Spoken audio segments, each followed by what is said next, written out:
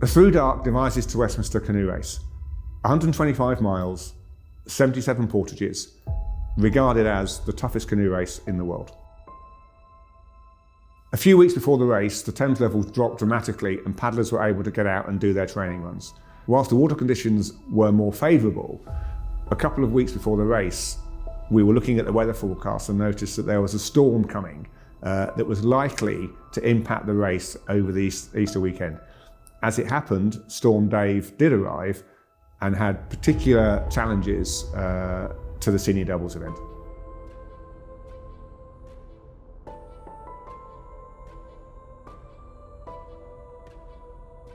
As always, the flagship race, the senior doubles, got underway on Saturday. Paddlers started setting off earlier than normal this year. We had the first paddlers set off at midnight, with the second set heading off at 5:30 in the morning, before the main group of paddlers began their journey to Westminster from 7 a.m. We had 60 senior doubles on the water.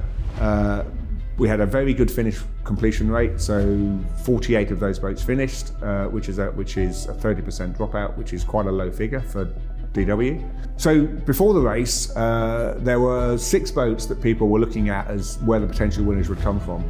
Those 6 boats were incredibly close for the first 12 to 15 miles along the course. And then on the splits going down through Pewsey, Hungerford, Newbury and Aldermaston, gradually those boats separated out by 2 or 3 minutes. The leading 2 boats were incredibly close all the way down to Marlow, 70 miles, when there started to become a little bit of a gap build up between them. And then at the latter stages of the race, particularly on the tideway, the eventual winners, Billy Butler and John O'Grady, took out a little bit more time over the other boats. Magnus Gregory and Alex Lane came in second. They were also the winners of the mixed doubles class, while George Durden, who won senior singles in 2025, came back for 2026 to complete the senior doubles race, rounding out the top 3 with his partner James Walkington. Storm Dave came in around about midnight on the Saturday night, which meant the crews that were in that part of the river between Cookham and Maidenhead were going to face that head on. Some of those crews found it incredibly tough. The conditions were, I'm told there were sort of 1 to 2 foot waves on those reaches. We had a couple of capsizes, but crews that got through that and got past Maidenhead, fortunately, the wind, because the river turns to the left, the wind was then coming over their shoulder rather than straight into their faces. The big worry for us with that wind was whether or not we were going to be allowed to run down the tideway, because the Port of London Authority had contacted us to say, had we got contingency plans in for strong winds on the tideway? We were monitoring that all the time, and fortunately that storm went through really, really quickly. So by the time we got to the tide window at 5 o'clock in the morning at Tennington, the wind had calmed down considerably and we had a green light to send all the boats down the tideway. We did have a few crews in the night that took wrong turns or got lost on the water. We had a few crews going the wrong way around Temple Island. And we did have a crew at Bray that took completely the wrong channel. We had to deploy our water safety team to Bray in that instance, just in case that crew got into difficulty and needed rescuing. A big shout out to Servon, one of our partners this year, who actually put 2 water rescue teams sighted at Marlow, ready to go to any point on the Thames where we needed them. And we also had Servon incident control team working in our race control. So they worked all weekend in conjunction with our DW team, managing any incident and deploying any rescue team or mitigation actions that we needed. Very, very thankful for Servon's presence in this year's ThruDark DW. A quick word as well for our title sponsor ThruDark. Co-founder Louis Tinsley took on the race this year with his brother Frankie. They had a great time considering their lack of experience in the race, completing the event in just under 26 hours. It was a remarkable achievement really, especially because they changed their boat just a few days out. One of the golden rules that you shouldn't do with DW. They did exactly that and yet still put in a cracking time. So the Stages event, which has a number of classes, runs over the 4 days. The junior doubles, a similar field to last year, all comprised of school crews, so we had no club junior crew at all this year. That's the first time for over 20 years that clubs have not been able to put up a junior crew. The junior doubles, well, it was all about one crew really, leading at the front. Kimbolton School's Tom Barrett and Theo Brown, they won by just over an hour, really setting the standard for this year's race.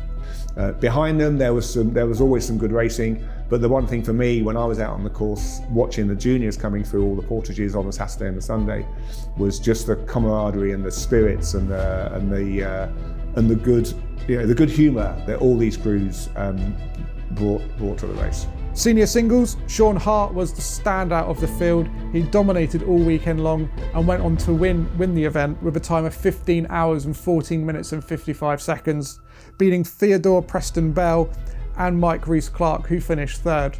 So yeah, 2026 K1 winner. Congratulations. Thank you.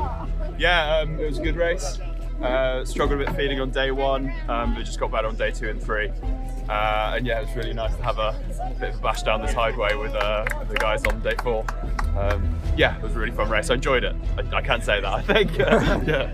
And as I say, I mean, you've been the class of the field all weekend long. It's been a really strong event for you, hasn't it? Yeah, it's been good. I had a great support crew as well. I felt that when we hit the Thames, I was in a really good position to kind of push on there.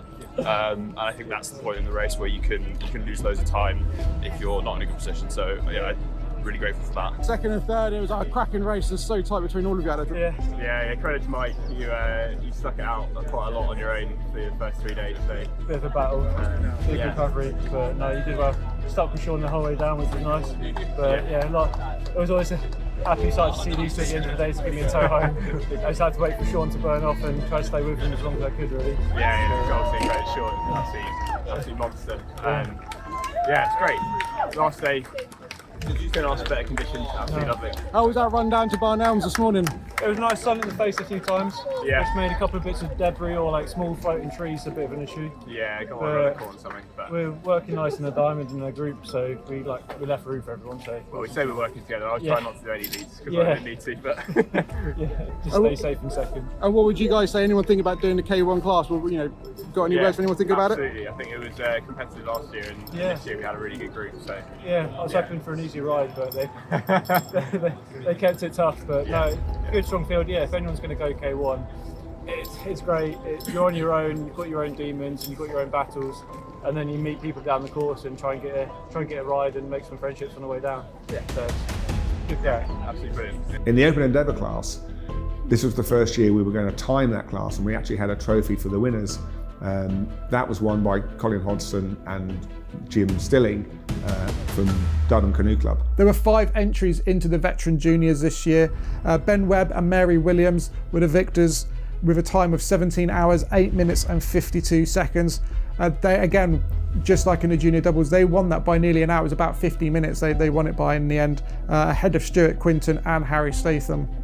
And last but not least, the final class in the 4-day event were the single subs. And Emily King, returning from the trial race that we did last year for them, Emily prevailed in that. She put an outstanding performance and won that event by over 2 hours. We also allowed inflatables for the first time, so half the field was actually made up of inflatable stand-up paddle boarders, but they prove that actually they're no slouches. They could still get the job done in the time allowance given. It's great to see the stand-up paddleboard community sort of start to increase, and we hope that continues for many years to come. So we're already planning and working on next year's race, which is going to be on the 26th to the 29th of March. So it's going to be early. As ever, we're always looking to improve and build on the success of this year's race. So if there's anybody watching this that is keen to support the DW and come out and volunteer, we'd love to hear from you. If you're interested in paddling, we will be launching an expression of interest form so that people can register their interest, and there'll be some benefits for those that register early, and that'll be coming out within the next day or so.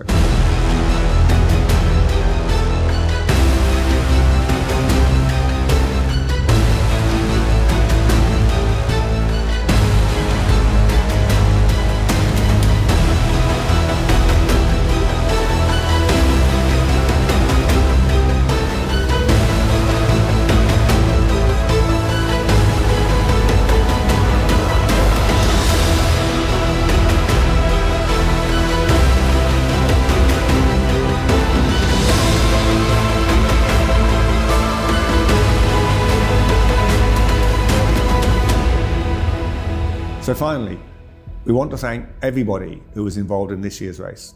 Whether you paddled it, whether you supported the crew, whether you spectated, whether you volunteered, you made this year's race a really big success. We want to build on that, and hopefully we'll see some of you out there next year.